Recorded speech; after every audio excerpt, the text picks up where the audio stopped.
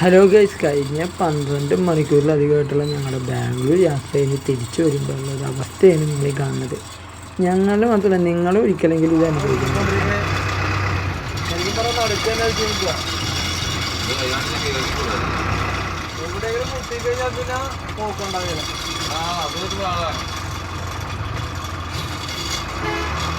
കർണാടകയും തമിഴ്നാടും ഉൾപ്പെടെയുള്ള 2 സംസ്ഥാനങ്ങൾ കഴിഞ്ഞ് നമ്മുടെ സ്വന്തം കേരളത്തിൽ വന്നപ്പോഴുള്ള അവസ്ഥയാണ്. കോരിച്ചു വരുന്ന മഴയുടെ ഒപ്പം തന്നെ നല്ല ബ്ലോക്കാണ്. ഈ ബ്ലോക്കിൻ്റെ പ്രധാന കാരണം വേറൊന്നുമല്ല, നമ്മുടെ ഹൈവേയുടെ പണിയാണ്.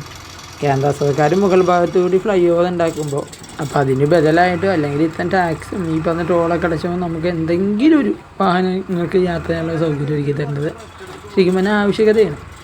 കർണാടകയിലും ഈ പറഞ്ഞ തമിഴ്നാട്ടിലൊക്കെ റോഡ് പണികൾ നടക്കുന്നുണ്ട്, ഹൈവേ വികസനങ്ങൾ നടക്കുന്നുണ്ട്.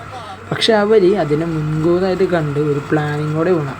ഇവിടെ പ്ലാനിങ് ഇല്ലെന്നല്ല, ഇവിടെ പ്ലാനിങ് ഉണ്ട്, പക്ഷെ അത് എക്സിക്യൂട്ട് ചെയ്യാനുള്ള ആളുകളില്ല, അല്ലെങ്കിൽ എക്സിക്യൂട്ട് ചെയ്യാൻ എല്ലാവരും മടിച്ചിരിക്കുന്ന സിറ്റുവേഷനാണ്.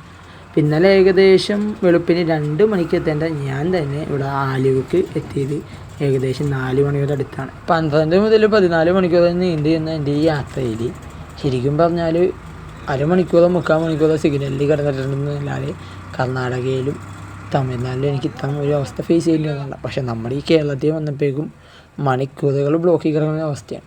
അവിടെ ബ്ലോക്കില്ല എന്നല്ല ഞാൻ പറഞ്ഞത്, അവിടെ ബ്ലോക്ക് ഉണ്ടാവുകയാണെങ്കിൽ പകരം വാഹനത്തിന് പോകുമ്പോൾ സൗകര്യം ഒരുക്കുന്നുണ്ട്. എന്തുകൊണ്ട് നമ്മുടെ കേരളത്തിൽ അത് പറ്റുന്നില്ല?